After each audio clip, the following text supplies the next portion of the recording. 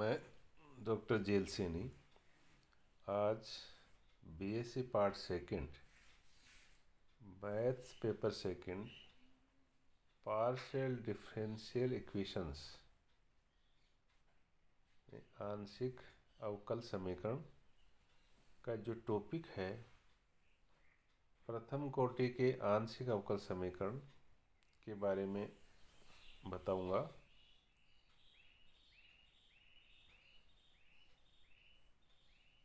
आंशिक अवकल समीकरण क्या होती है? एक समीकरण जिसमें दो या दो से अधिक स्वतंत्र चरों वाले फलन के आंशिक अवकल गुणांक विद्यमान हो, आंशिक अवकल समीकरण कहलाते हैं। यानी एक ऐसी इक्वेशंस जिसमें जो स्वतंत्र चर होते हैं वो क्या है, दो या दो से अधिक होनी चाहिए, उनके सापेक्ष क्या होनी चाहिए, आंशिक अवकल गुणांक होनी चाहिए। यदि z स्वतंत्र चर x तथा y का फलन हो, अर्थात z equal to function of x y, तो x del Z upon del x plus Y del Z upon del Y equal to N z, या del Z upon del x का whole square minus del Z upon del y का whole square equal to M square, या del cube Z upon del x square del y minus del cube Z upon del x del Y square plus del cube Z upon del Y cube equal to 1 upon X square. तो आप यहाँ देख रहे हैं कि मान लो ये equations हैं, तीन इक्वेशंस हैं। तो इसमें जैसे जेड है तो यहाँ पर स्वतंत्र चर कौन सा है, जैसे एक्स है और यहाँ पर क्या है, वाई है। तो इनके क्या है, डेरिवेटिव जो है ना वो इसमें विद्यमान है। हर एक में आप देख रहे हैं कि दो है ना, कम से कम दो या दो से जो ज़्यादा जो है वो स्वतंत्र वाले फलन जो हैं वो उनके आंशिक जो अवकलज हैं वो उस इक्वेशन में विद्यमान होनी चाहिए। तो हम उनको आंशिक अवकल समीकरण कहते हैं, पार्शियल डिफरेंशियल इक्वेशंस। हम निम्न संकेतों का प्रयोग करेंगे कि जैसे मान लो del Z upon del x है तो इसको हम p, del Z upon del y है तो इसको क्यू, और del two Z upon del x square इसको आर, और del two Z upon del x del y है उसको एस, और del two Z upon del Y square उसको टी है ना। ये नोटिस का हम यूज करेंगे। अब ये जो आंशिक अवकल समीकरण है उनकी कोटि यानी उनका जो ऑर्डर है ना वो क्या होता है, तो किसी आंशिक अवकल समीकरण में विद्यमान उच्चतम आंशिक अवकलज यानी हाईएस्ट पार्शियल डेरिवेटिव्स की कोटि को उस आंशिक अवकल समीकरण की कोटि कहते हैं। यानी जैसे मान लो ये आंशिक अवकल समीकरण दे रखी है हमें, X del Z upon del x plus Y del Z upon del Y equal to N Z. तो इसमें ये उच्चतम जो अवकलज है यहाँ पर क्या है, del Z upon del x है, del Z upon del y है। तो इनका जो ऑर्डर है यानी वही क्या होगा, इस अवकल समीकरण का ऑर्डर यानी इसकी कोटि होगी। तो आप देख रहे हैं कि यहाँ पर del Z upon del X जो है इनका जो ऑर्डर है क्या है, फर्स्ट है। तो ये क्या है, प्रथम कोटि का आंशिक अवकल समीकरण कहलाएगा। इसी प्रकार से आप देख रहे हैं कि यहाँ पर del two Z upon del x square minus A square del two Z upon del Y square equal to X. तो यहाँ पर भी जो उच्चतम अवकलज है वो क्या है, del two Z upon del x square है या del two Z upon del Y square है। तो इनका जो ऑर्डर क्या है यहाँ पे 2 है। तो ये द्वितीय कोटि का आंशिक अवकल समीकरण कहलाएगा।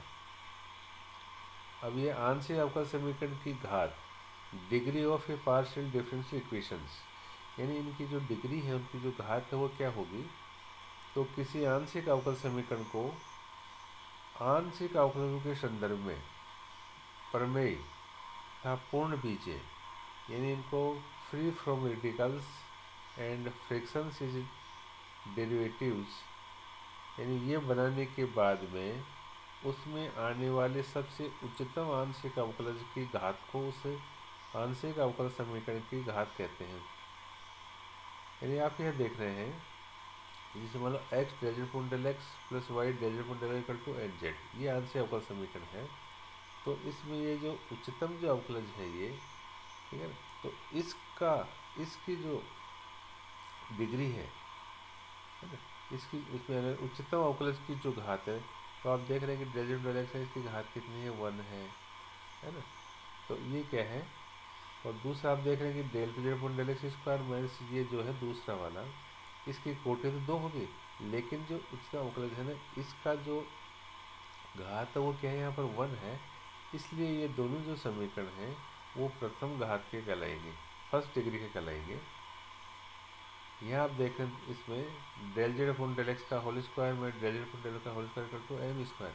तो आप यहाँ पर जो उच्चतम अवकल जो है वो है del Z upon del x या del Z upon del y. तो इनका जो घात है ये क्या है, 2 है। तो ये द्वितीय घात का आंशिक अवकल समीकरण कहलाएगा। इसके बाद में हम लेग्रांज रैखिक समीकरण क्या होते हैं, इनकी जो फॉर्म है वो होती है, देखो capital P into small p plus capital Q into Q equal to R।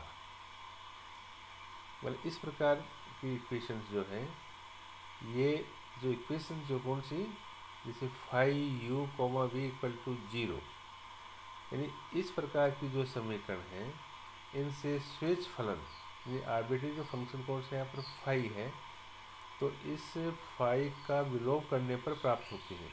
यानी जो इक्वेशन नंबर जो फर्स्ट है वो इक्वेशन नंबर जो 2 है उससे जो आर्बिट्रेरी जो फंक्शन जो है फाई, इसको विलोप करते हैं, इसको हटाते हैं, तो जो इक्वेशंस प्राप्त होती हैं वो यहाँ पर लेग्रांज रैखिक समीकरण है ना वो कहलाती हैं। इनका जो फॉर्म है वो होता है P P plus Q P equal to R, जहाँ पे ये पी क्यू आर ये जो वेरिएबल्स जो है एक्स वाई जेड के क्या हैं, ये फंक्शंस होते हैं। अतः हम कह सकते हैं कि समीकरण जो फर्स्ट है का व्यापक जो हल है, उनका जो जनरल सॉल्यूशन है वो समीकरण 2 रूप का होगा। यानी इस प्रकार की जो समीकरण जो है उनके जो जनरल सॉल्यूशन जो है व्यापक हल है ना, वो समीकरण नंबर 2 की तरह के होंगे।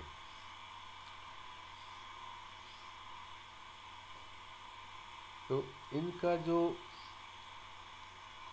dx upon P equal to D Y upon Q equal to D Z upon R, ये लेग्रांज रैखिक समीकरण के क्या है, सहायक समीकरण, ऑक्सिलरी इक्वेशंस है ना वो कहलाते हैं।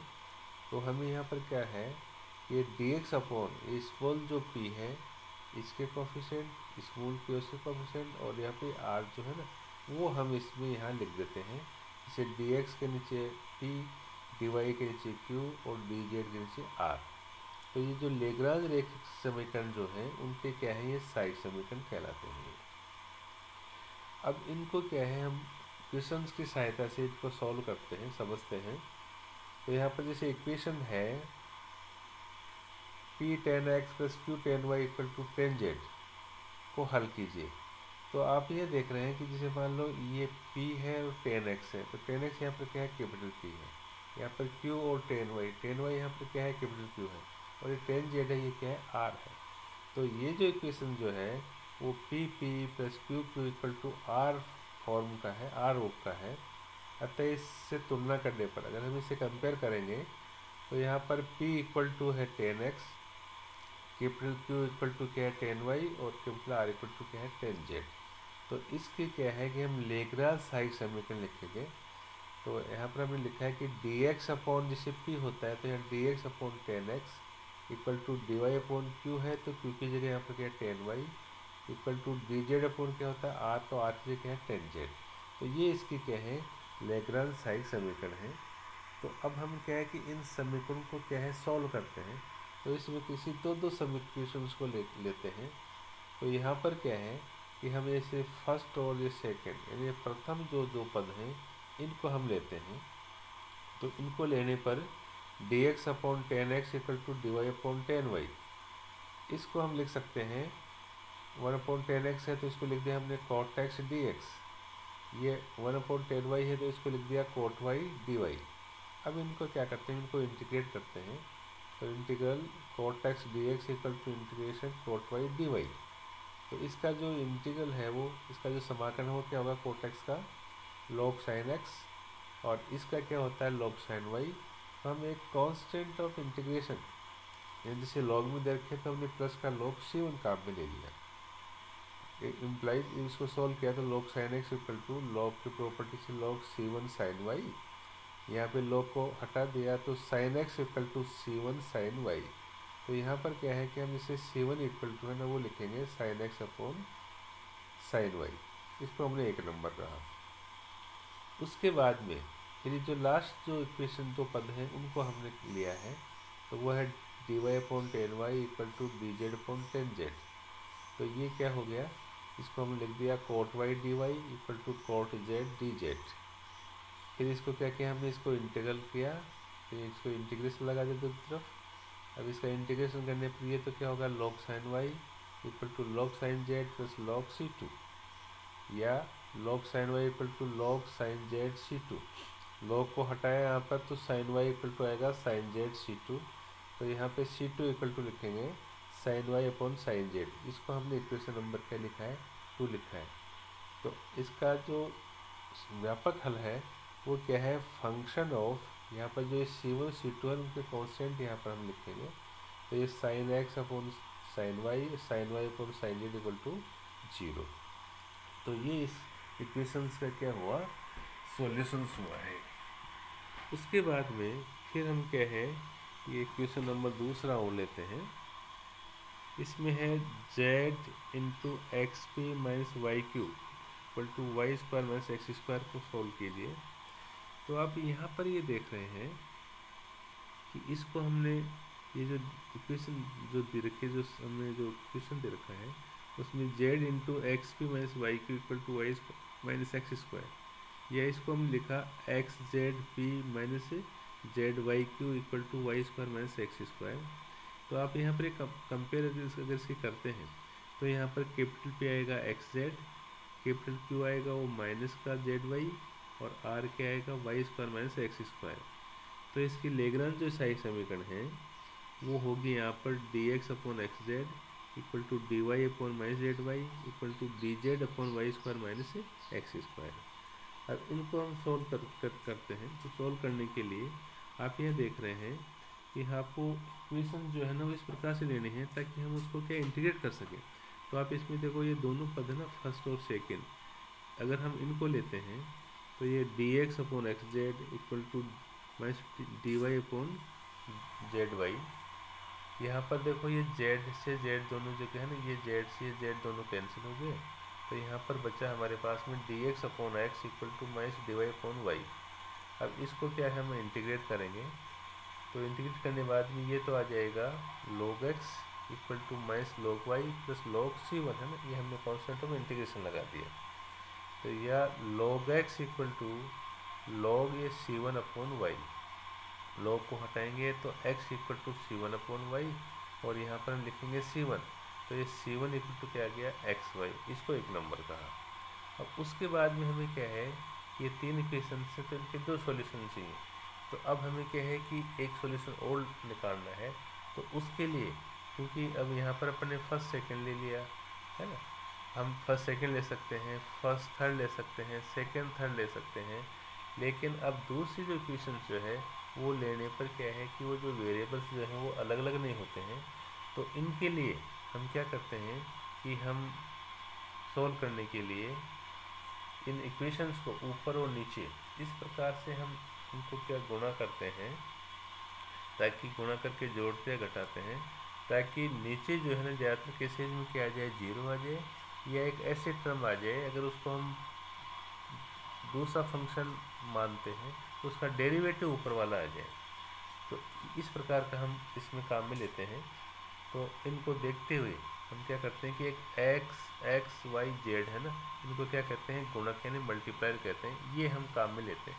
तो ये लेने के बाद में ये जो प्रत्येक जो भिन्न है, प्रत्येक जो फ्रैक्शन है वो क्या हो जाएगा, तो ऊपर वाला है उसको हमने x D x plus y D y plus z d z, ऐसे नीचे भी आपने क्या किया, जैसे ऊपर अपने एक्स से किया गुणा, फिर प्लस करके वाई से किया, फिर प्लस करके जेड से किया। यही हम क्या है कि नीचे जो डिनोमिनेटर है उसमें अपनाएंगे। तो उसको ना x square z minus y square z plus y square z minus x square z ये किया। तो आप देख रहे हैं कि इसमें ये दोनों जो है ना वो यहाँ पर क्या हो जाएंगे, उससे कैंसिल हो जाएंगे। तो नीचे क्या आ जाएगा 0 और ऊपर ये हो गया। तो अब अगर ये क्या है कि उस दोनों के बराबर है, तीनों के बराबर, तो अपन किसी दो को लेंगे तो उससे क्या आ जाएगा, ये x D x plus y D y plus z d z equal to zero. इसको हम क्या करेंगे, समाकलन करेंगे इसका, तो ये आ जाएगा x square upon two plus y square upon two plus z square upon two equal to c two upon two है ना, वो हमने लिख लिया। अब इसमें क्या है कि टू को हटाएंगे तो ये आ जाएगा x square plus y square plus z square equal to c two, इसको इक्वेशन नंबर 2। तो ये जो से फर्स्ट और जो सेकेंड जो है उससे इसका जो व्यापक हल है वो क्या हुआ, five x y comma x square plus y square plus z square equal to zero. ये इसका सॉल्यूशन हो गया। इस प्रकार से हम जैसे एक इक्वेशन और लेते हैं, जैसे ये है x into y square plus z into p minus y square into x square plus z into q equal to z into x square minus y square. तो आप यहाँ इसको कंपेयर करेंगे तो ये है ना, ये भी क्या है, P P plus q q equal to r है ना, इस फॉर्म का है। आप कंपेयर करें तो यहाँ पर कैपिटल पी इक्वल टू क्या है, x into y square plus z, q into क्या है minus y into x square plus z, r equal to क्या है, z into x square minus y square. इसकी लेग्रांज साइज समीकरण लिखेंगे तो ये d x upon x into y square plus z, d Y upon minus y into x square plus z, d Z upon z into x square minus y square. Equation number इसको अपने first का। तो ये क्या है कि जो आपने साइमल्टेनियस इक्वेशन पढ़ी ना, युगपत समीकरण, उसको जैसे आप सोल्व करते हैं तो उसी प्रकार से हम इनको क्या सोल्व करते हैं। तो अब ये जो है, क्योंकि इसमें डायरेक्ट अगर हम जैसे आप किसी को भी देते हैं तो ये क्या है, वेरिएबल्स जो है ना वो क्या है, चर जो क्या है अलग अलग नहीं होंगे। तो यहाँ पर क्या है, अपन जो मल्टीप्लाइज लेके हम सोल्व करते हैं वो मेथड इसमें काम में लेंगे। तो आप इस प्रकार से यहाँ पर हम देखते हैं, जैसे मान लो यहाँ पर ये जैसे x है, यहाँ पर ये क्या है, जैसे ये y है। तो हमने क्या किया कि इसमें है ना ये एक्स वाई माइनस वन है ना, ये गुणक ले लिया। तो ये फिर फर्स्ट जो है वो प्रत्येक पद जो है वो किसके इक्वल हो जाएगा, तो यहाँ ऊपर x D x plus y D y minus d Z upon, इसको एक्स से गुणा किया तो ये x square into y square plus z minus y square into x square plus z minus z into x square minus y square equal to. तो आप देख रहे हैं कि ऊपर तो ये है ही, नीचे आप इसको गुणा करेंगे तो ये आ जाएगा y square x square plus x square z minus x square y square minus y square z minus x square z plus y square z. तो नीचे ये नहीं सारी टर्म जो है ना वो कैंसिल हो जाएगी। तो यहाँ इक्वल टू क्या है, x D x plus y D y minus d Z upon zero बच जाएगा। तो ये क्योंकि हमने यहाँ पर क्या कि ये जो फर्स्ट है ना उसके इक्वल ही यहाँ पर है, तो आप किसी भी दो पद को आप लेंगे तो ये लिखने में आ जाएगा x D x plus y D y minus d z equal to zero. अब इसका क्या हम समाकलन कर देंगे, इसको इंटीग्रेट कर देंगे तो ये आ गया x square by two plus y square by two minus z equal to c one by two है ना। इनको देखते हुए हमने ले लिया है। अब आप क्या करेंगे, इसमें टू को एलसीएम लेंगे तो क्या आएगा, x square plus y square minus two z equal to c one. इसको नंबर 2 दे दिया। अब उसके बाद में फिर हम क्या है कि वापस है ना इसको, क्योंकि हमें एक इक्वेशन और चाहिए, तो आप इनको जो है ना ये जैसे नीचे ये x है, यहाँ पर ये y है, यहाँ पर z है, अगर मान लो ये हट जाए और ये हटने के बाद में क्या है कि इक्वेशन जो है ना वो इस प्रकार से बनती है। तो हमने क्या है कि इनके जो गुणक हैं वो हमने 1/x 1/y 1/z ये गुणक ले लिया। तो ये एक का प्रत्येक जो पद है ना वो क्या आ जाएगा, इसे dx/x ऊपर को प्लस dy/y प्लस dz/z, और नीचे जो है वो x और y z है ना वो क्या होंगे, कैंसिल हो जाएंगे।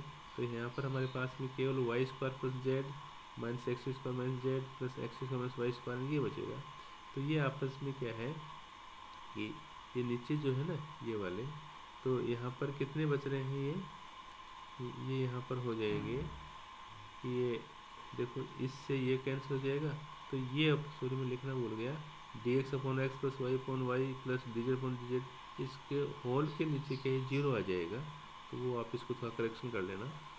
तो अब इस पद को है ना उनके बराबर किसी से भी कंपेयर करेंगे तो ये आ जाएगा d x upon x plus d Y upon y plus d Z upon z equal to क्या आएगा, जीरो आ जाएगा। तो इसका हम समाकलन करेंगे तो समाकलन करने के बाद में यहाँ पर क्या है, इसका log x plus log y plus log z equal to log c2, या log की प्रॉपर्टी से log x y z equal to log c2 या x y z equal to c2। तो इस प्रकार से दो समीकरण आ गई। तो इनका जो व्यापक हल है वो क्या आ गया, 5 इंटू ये x square plus y square minus 2z comma x y z equal to 0। तो इस प्रकार से हमने ये पार्शियल डिफरेंशियल इक्वेशन है फर्स्ट ऑर्डर की, इनके अंदर हमने क्या है कि जो लेग्रांज जो समीकरण है ना वो हमने निकाली और उनको कैसे सॉल्व किया वो हमने यहाँ पर देखा है। धन्यवाद।